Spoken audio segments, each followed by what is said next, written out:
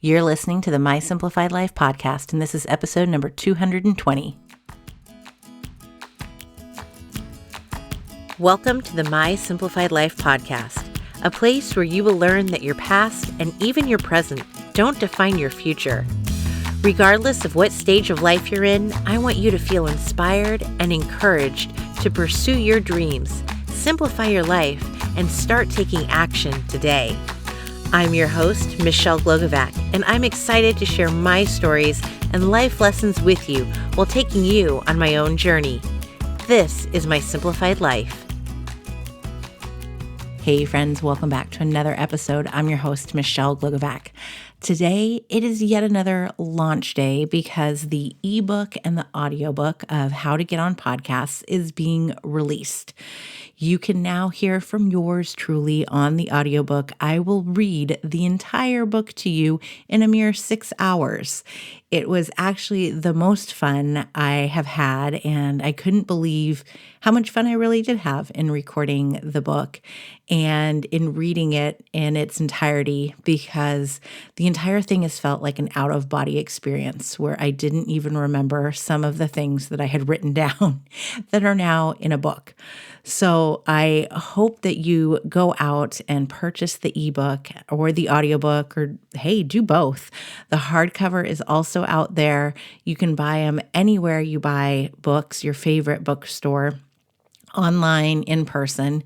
And last night I was at Zibby's Bookshop signing copies of How to Get on Podcasts and being in conversation with my college friend from UC Santa Barbara, KTLA's own Kirk Hawkins.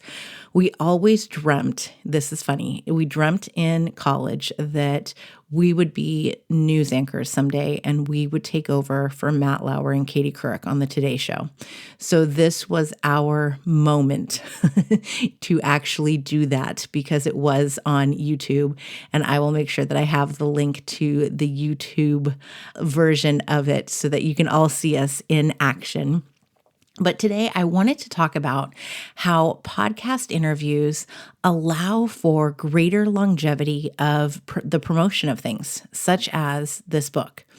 I started pitching myself more so around the book and not only around my general topics, probably 6 months before the book came out, sometimes even a little bit more than that. And I've been recording interviews nonstop since. There have been days where I have 3 or 4 interviews a day, and then sometimes they go live all within the same week, or they're, sporadically spaced out.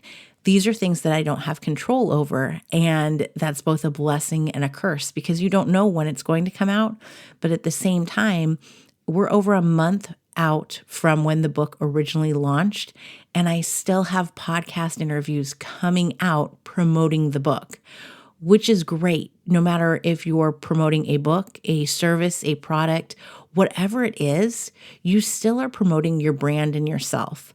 So when you launch something, yes, it launches and you want everybody to gain traction that day, but even more so, you want longevity in whatever it is that you've launched. If you have a course, then you want people to be able to access that course and buy it over the years. It's great to, have a ton of people purchasing a course and going live within a month, and you see your revenue spike.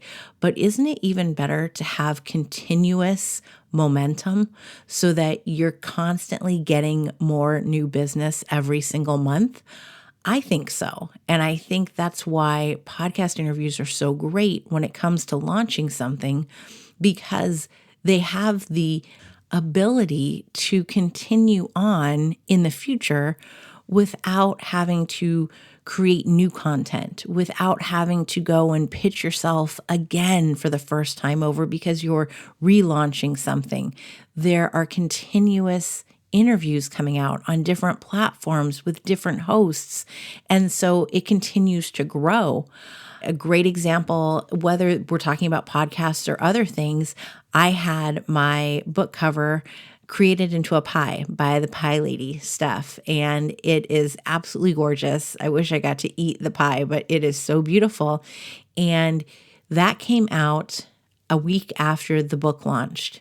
I waited a bit. I shared it right away, but then I posted it again just last week.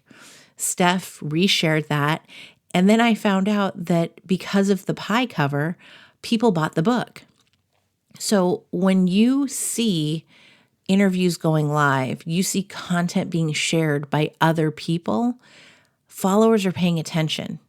And so it allows your book, your product, your service to have a greater lifespan than if you were to just make everything happen on one single day.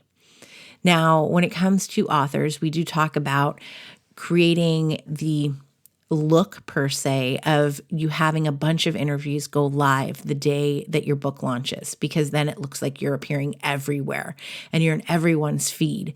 And while this is great, this then also goes back to how do you repurpose your content? Are you repurposing your content? How do you share these interviews? And if you space them out but continue to share them, then those hosts are going to share what you've now shared again. So it gives their shows longevity as well. So that Tuesday that the interview went live is not the only day that they're sharing it, but they're resharing when you share it. So it continues to grow. It's that ripple effect I always talk about, how when you share something with your followers and then they share they share that, then it continues to grow further and further. And the same thing goes when you tag that host, they're going to reshare it. And now it has a lifespan that takes on really its own and allows for a much greater reach than simply that one day when things go live. This is why it is so important to repeat yourself per se, because you're not really repeating yourself. It's important to have an episode go live and then for you to share it in all of the places. I will share things in my stories, and I can guarantee you that not all 2,700 followers see it, not even close. Then I'll make it go live in my posts, and again, not all 2,700 will see it.